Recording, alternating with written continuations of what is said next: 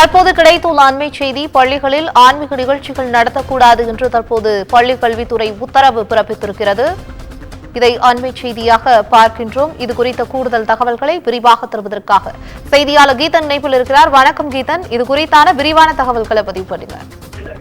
வணக்கம். அண்மையில் சென்னையில் சைதாப்பேட்டை மற்றும் அசோக் நகர் பெண்கள் மேல்நிலைப் பள்ளியில் இந்த மகா விஷ்ணு என்கின்ற நபரை கொண்டு நடத்தப்பட்ட அந்த போதனை வகுப்புகள் தற்பொழுது சர்ச்சையாக இருக்கின்றன. குறிப்பாக மூட நம்பிக்கை சார்ந்த கருத்துக்களை அவர் மாணவர்கள் மத்தியில் உரையாற்றியது தற்பொழுது பெரும் சர்ச்சையாகி பல்வேறு விமர்சனங்களை எழுப்பி இருக்கின்றது. இந்த நிலையில்தான் தற்போது பள்ளிக்கல்வித்துறை ஒரு உத்தரவை பிறப்பித்திருக்கின்றது. அதன்படி இனி தமிழகத்தில் இருக்கக்கூடிய தனியார் பள்ளிகள், அரசு பள்ளிகள், அரசு உதவி பெறும் பள்ளிகள் மற்றும் சிறுபான்மை பள்ளிகள் உட்பட அனைத்து பள்ளிகளிலும் ஆன்மீக மற்றும் மதம் சார்ந்த நிகழ்ச்சிகளை இப்படி நடத்தக்கூடாது என்கின்ற அந்த உத்தரவை தற்பொழுது பிறப்பித்திருக்கின்றார்கள்.